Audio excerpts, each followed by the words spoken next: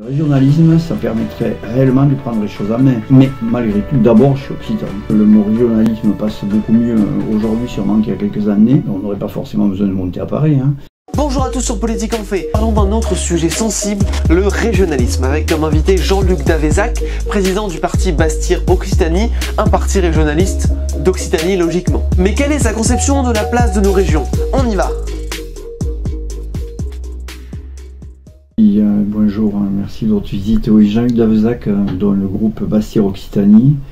Voilà, bon, pour ma part, j'ai déjà été élu, j'étais maire adjoint de cette commune ici, et puis membre de la communauté de communes aussi.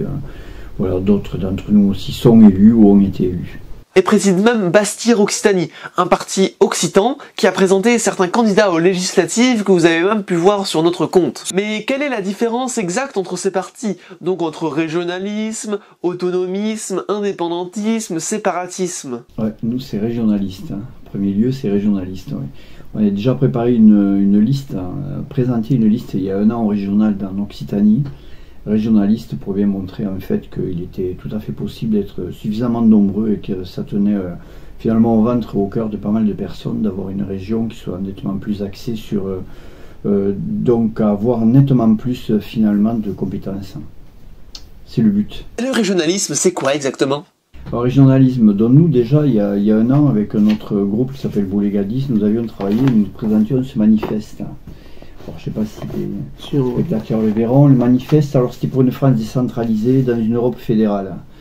Donc là-dessus, évidemment les deux vont de pair. On juge que pour une Europe équilibrée, que la France fonctionne un petit peu comme les autres pays de l'Europe, que ce soit du nord au sud de l'Europe, qui sont des États la plupart du temps fédéraux, avec des régions qui ont beaucoup plus de pouvoir et qui finalement fonctionnent nettement par leur propre ressort. Voilà.